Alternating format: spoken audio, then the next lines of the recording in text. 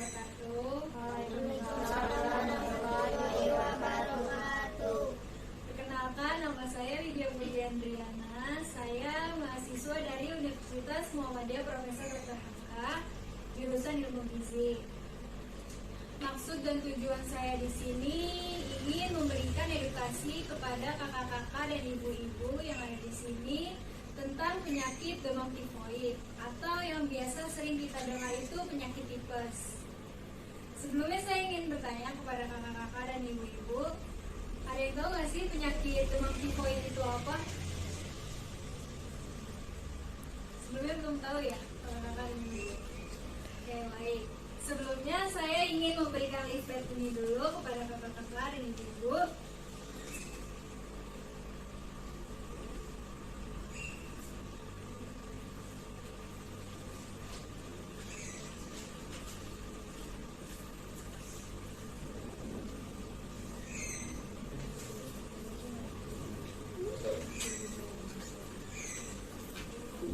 Sudah dapat semua ya kakak-kakak dan ibu-ibu leafletnya.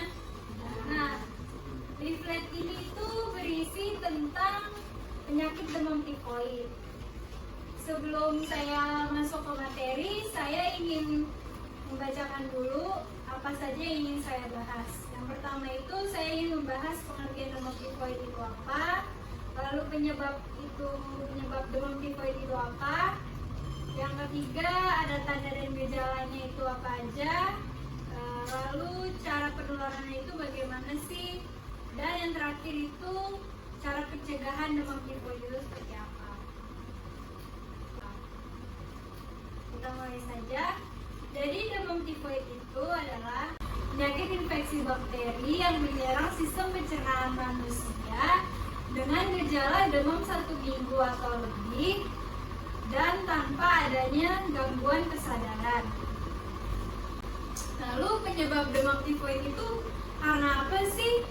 Jadi penyebab demam tifoid itu disebabkan oleh bakteri. Nah, bakterinya itu bernama bakteri Salmonella typhi. Di sini di dalam leaflet ini ada bentuk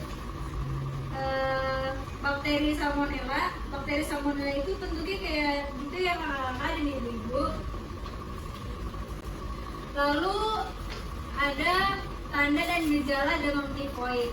Tanda dan gejala demam tifoid itu yang pertama itu dia ngerasa demam lebih dari 7 hari. Lalu yang kedua itu dia merasa sakit kepala atau pusing.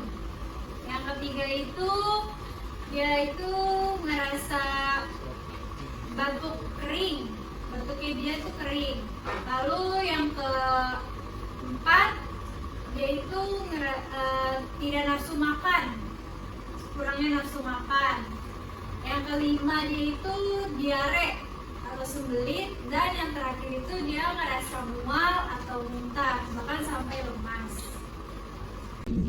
Lalu cara penularan demam tifoid atau tipes itu bagaimana sih?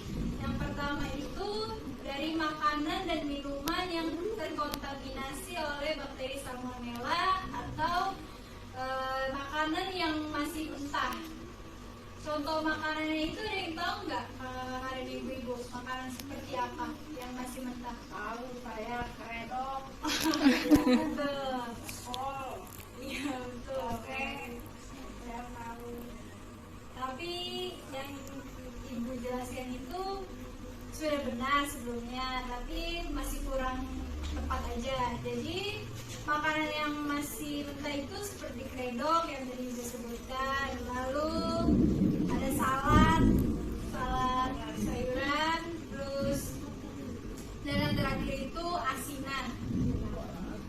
Nah, yang kedua itu penularannya itu bisa dari higien perorangan yang rendah, seperti budaya cuci tangan tuh masih kurang. Lalu yang ketiga itu sanitasi lingkungan yang kumuh, seperti sampah, itu masih belum memenuhi syarat. Yang keempat itu kurangnya air bersih. Jadi kita tuh harus menggunakan air tuh yang bersih. Dan yang terakhir itu ada feses atau kotoran manusia.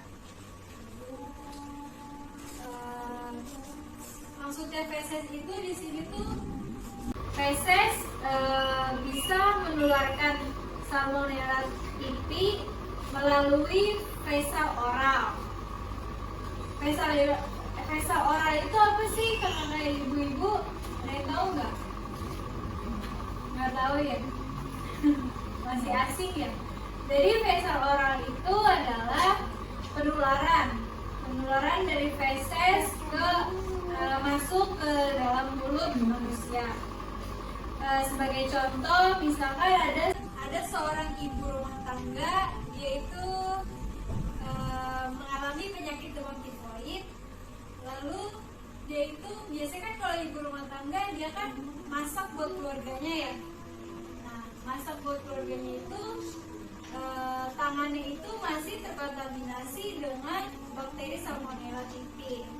Jadi dia sebelumnya siapa tahu habis buang air kecil atau buang air besar, siapa tahu dia itu belum cuci tangan tidak bersih. Jadi itu bisa menularkan kepada yang lain. Lalu yang terakhir, materi yang terakhir, cara pencegahannya.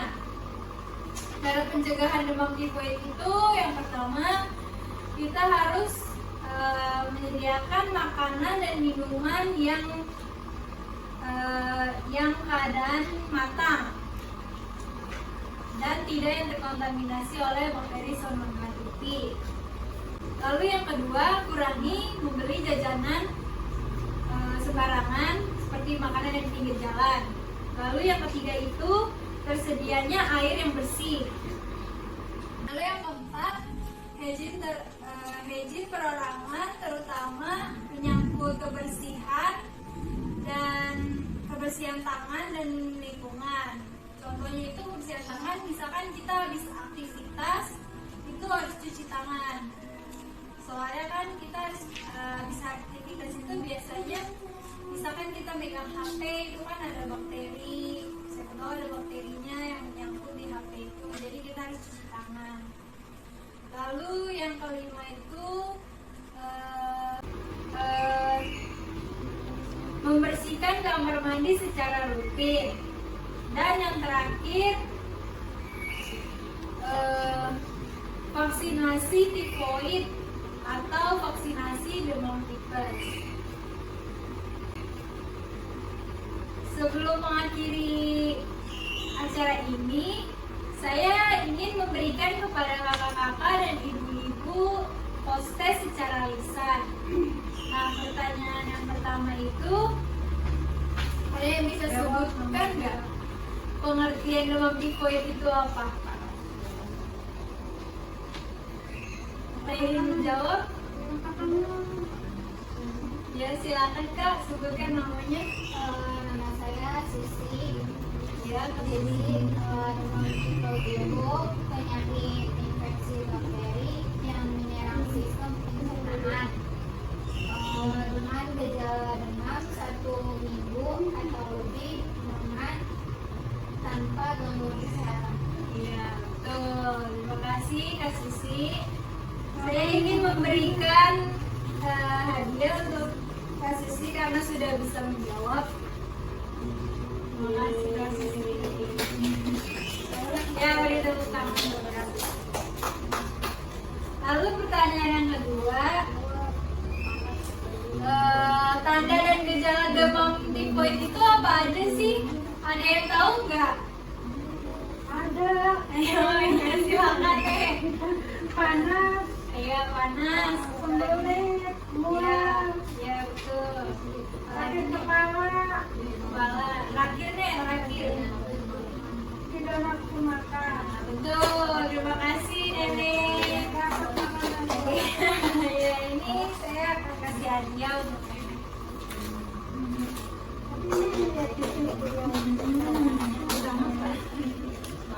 Jadi kakak-kakak dan ibu-ibu di sini udah mulai paham ya apa itu penyakit demam tifoid itu bagaimana, dari mulai penyebabnya, lalu penularannya itu bagaimana, lalu pencegahannya itu bagaimana, sudah mulai paham. Baik, semoga materi yang telah saya sampaikan ini bisa diterapkan oleh kakak-kakak dan ibu yang ada di sini. Baik, acara ini sudah selesai. Saya pamit undur diri. Terima kasih banyak kepada kakak-kakak dan ibu-ibu telah menyempatkan waktunya ke sini. Kurang lebihnya saya mohon maaf. Assalamualaikum warahmatullahi wabarakatuh.